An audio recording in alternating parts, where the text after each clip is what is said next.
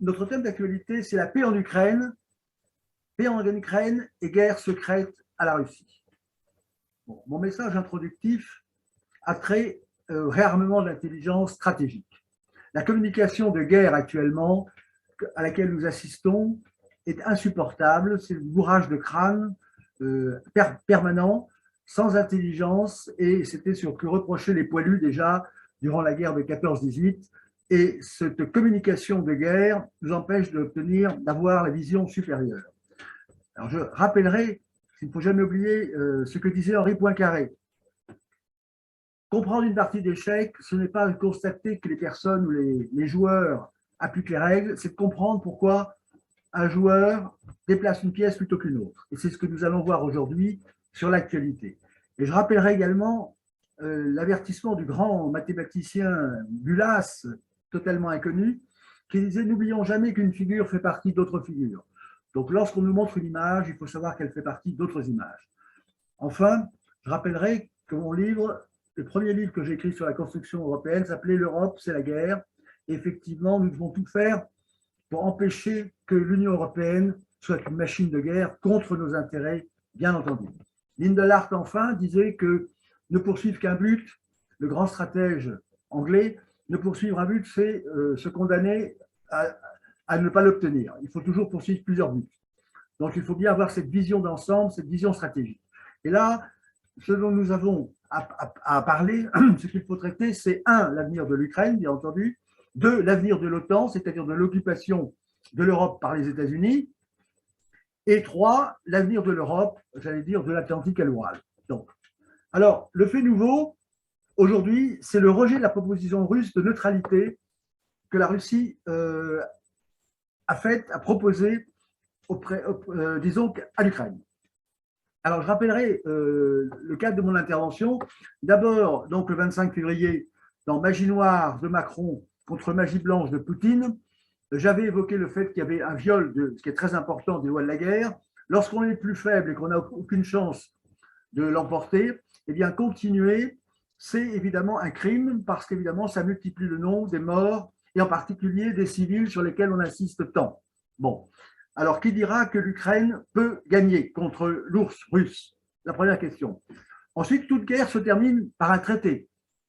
Bon, il ne faut pas l'oublier. Donc, il y aura forcément un traité. Et plus le traité est obtenu tôt, moins le coût sera grand, d'une part en perte et d'autre part en revendication pour le vainqueur. Bon.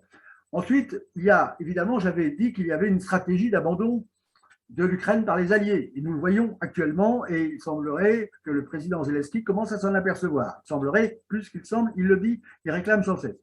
Et je disais enfin, comment arrêter Macron et donc retrouver l'Europe, que l'Europe se retrouve elle-même.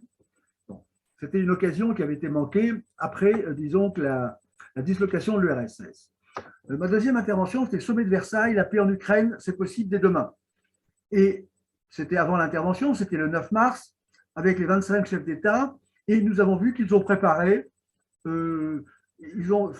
la poursuite sine die du conflit ukrainien, comme une fatalité, en s'apitoyant sur les malheurs, mais pas sur nos malheurs.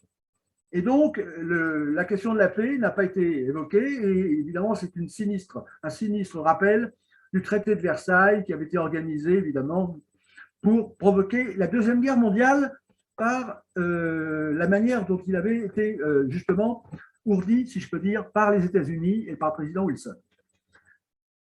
Alors, donc, nous avons actuellement, notre but, c'est la paix, bien entendu. Une paix, évidemment, équitable, une paix salutaire. Bon.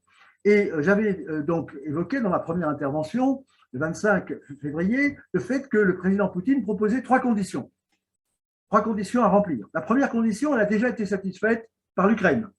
Je vous rappelle que le 8 mars, donc c'était l'occasion de mon intervention, le président Zelensky donc avait dit qu'il voulait bien renoncer à l'adhésion à l'OTAN, que l'OTAN lui avait fait miroiter pendant un certain temps. Ensuite, le rappel a été fait le mardi 15 mars. 15 mars. Donc, il a reconnu que l'Ukraine ne pouvait pas intégrer l'OTAN. Et il l'a dit, évidemment, vis-à-vis de ses concitoyens.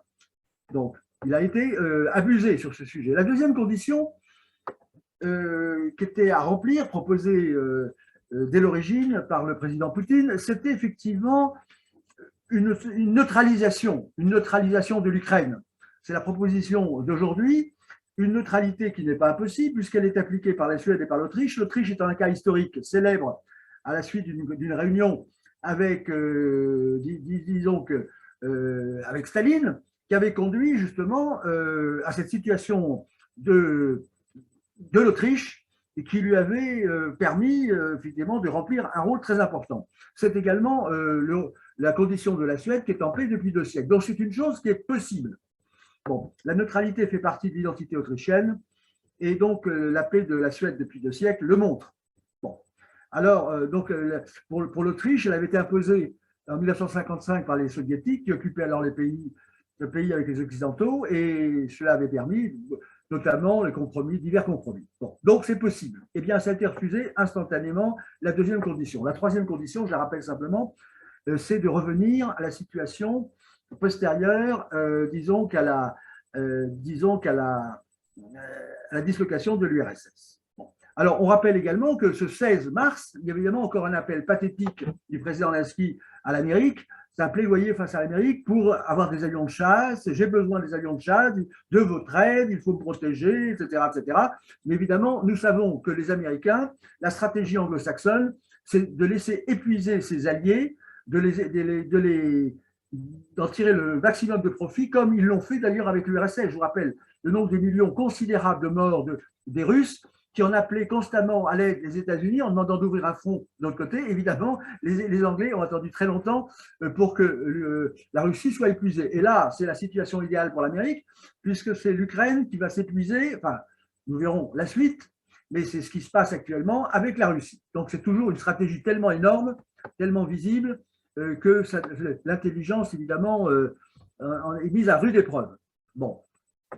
Alors, le président Poutine a annoncé son succès aujourd'hui. Bon, ça fait partie de la communication de guerre. Mais en ce qui nous concerne, nous constatons quel est l'obstacle à la paix. Quel est l'obstacle à la paix? Je rappelle Munich, je vous rappelle tout un ensemble de pièges que nous avons subis et qui ont conduit l'Europe, évidemment, qui est la partie la plus importante du monde, si on en croit les Chinois, puisque je vous rappelle que pour les Chinois, eh bien, il y a un adage qui possède l'Europe, possède le monde. Bon, évidemment, qui neutralise l'Europe, eh bien, possède le monde aussi d'une certaine manière. Ça, c'est bien la stratégie des Anglo-Saxons. Donc, pour conclure, eh bien, ce qui nous empêche d'accéder à la paix, et que lorsque nous voyons évidemment tous ces réfugiés, quel est le coupable? Évidemment, le coupable apparent, évidemment, c'est le président Poutine, bien entendu. Mais il est bien connu, ça c'est le billard américain, c'est une stratégie du ventriloque, que ce n'est pas toujours le voleur apparent qui est le voleur réel. Bon. Et on dit beaucoup que c'est l'agresseur, mais il y a un principe qui s'appelle l'autodéfense, et l'avancée constante de l'OTAN, évidemment, c'est une chose à prendre en considération. Alors, donc, vous avez actuellement une stratégie d'aide massive d'1 milliard des États-Unis. Vous avez le président Biden qui a dit que Poutine devait payer le prix fort, mais ça, c'est toujours le billard trois bandes, c'est nous qui payons le prix fort. Nous, les Français, nous, les Européens, et lui, effectivement, il en tire les marrons, les marrons du feu, comme je l'avais dit très précisément dès le 25 février. Donc, il faut arrêter d'être stupide, d'être aveuglé. Les Américains, les États-Unis ont la fameuse formule Make America Great Again. Je vous rappelle qu'ils s'appellent Amérique, ils ne sont pas Amérique du tout. L'Amérique du Nord est plus vaste que les États-Unis et il y a l'Amérique du Sud. Donc, ça vous donne bien la dimension, l'ambition, l'arrogance des États-Unis, dont je vous rappelle les Indiens, qui ont été évidemment les victimes de ce génocide qui est présidé par la Statue de la Liberté qui éclaire un cimetière. Ils disaient « Pourquoi veulent-ils tout ?» Et effectivement, on peut dire très simplement, très raisonnablement, qu'en Europe, ils veulent tout. Ils veulent tout. Et actuellement, ils veulent qu'il y ait un fossé, évidemment, constant entre l'Europe, qu'on pourrait appeler de l'Ouest, si on peut dire, et la Russie. Donc, le plan du général de Gaulle, c'était bien de refaire l'Europe de l'Atlantique à l'Oural, et c'est ce que craignent les États-Unis. Donc, nous pouvons dire que les États-Unis, en particulier l'OTAN, sont les principaux obstacles à la paix, à une paix, je le répète, une paix bénéfique pour tous. Bon, parce que le premier point a été acquis, si vous voulez, la non-adhésion à l'OTAN. Le deuxième, la neutralité de l'Ukraine. Pourquoi l'Ukraine la refuse-t-elle? Parce qu'on lui dit de la refuser pour l'instant.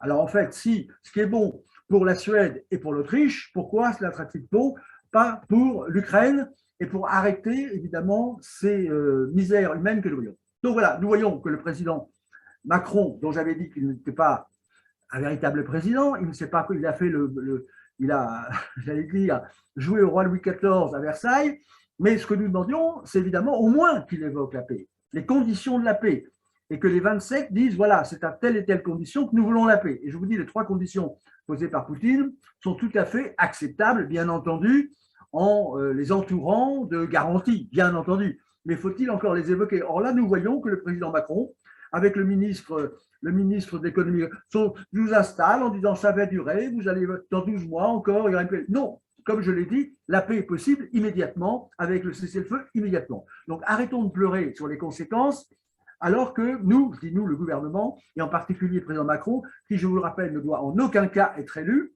pour des raisons que j'ai dit par ailleurs. Voilà. Donc le président Macron reste silencieux, au lieu de créer un front de la paix équitable. Donc sur les 3 points d'évidence, et bien entendu, il y a un agenda caché, et ça c'est la base de la stratégie. L'agenda caché, c'est celui des États-Unis, de leur perpétuelle volonté de pouvoir, make America great again, et toujours grand, toujours plus grand, toujours plus, pourquoi veulent-ils tout? Je vous rappelle la phrase des Indiens.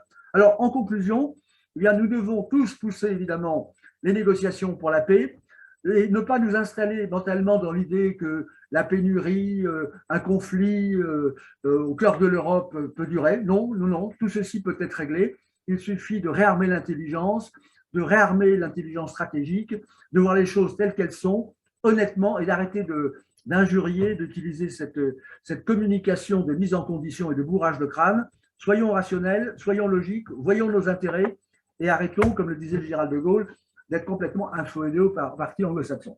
Donc, c'est ce que nous devons pousser en conclusion.